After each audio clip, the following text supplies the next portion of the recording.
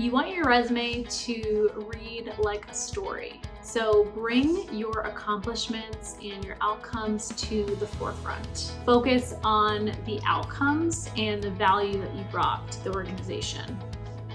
Hi, my name is Rebecca Fasolo. I am a senior recruiter at ScienceLogic, and today I'm going to talk about our application and interview process. I'll also be giving you some helpful tips on how to stand out in your next interview. So let's talk about a few ways to make your resume stand out. You want your resume to read like a story. So bring your accomplishments and your outcomes to the forefront. Of course, you can list specific job duties, but really focus on the outcomes and the value that you brought to the organization. So in order to do that, you can use data and be specific. The more specific, the better. The second thing you could do is really tailor your resume to the job description where you can. So if you're seeing tools or technical skills or soft skills listed in the job description that you do have experience with, make sure you're bringing that to your resume. Last but not least, triple check your resume for spelling and grammar errors. It really does matter. Here at ScienceLogic, we have 3 stages in our interview process. So the first stage is a recruiter interview. This will be a high-level walkthrough of your resume.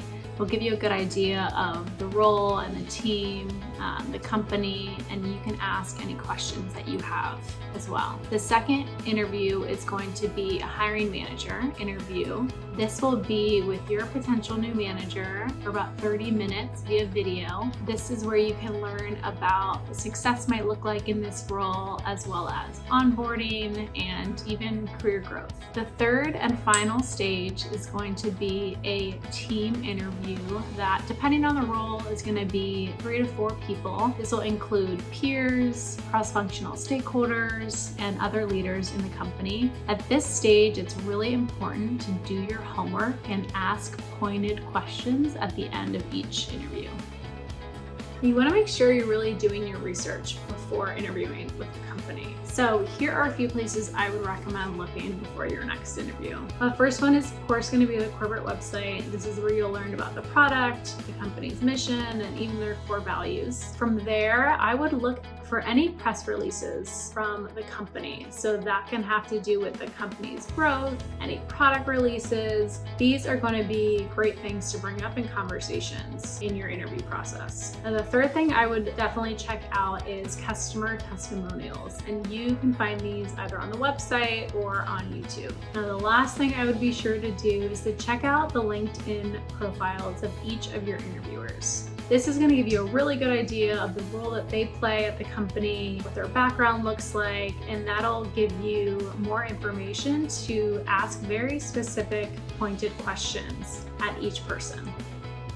So we have 5 core values here at ScienceLogic that we live by, and here are some things that you can do to show that you're aligned to those in your interview process. So the first one is to be nerdy, and that just means to be curious and passionate about whatever area of the business that you're in.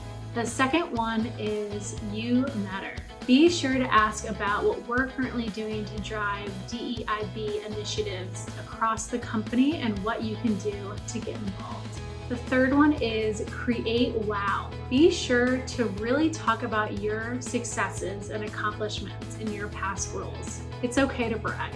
The fourth one is empower success. And the last value is be bold. Thanks so much for taking the time out to watch this video, and I hope it's been helpful.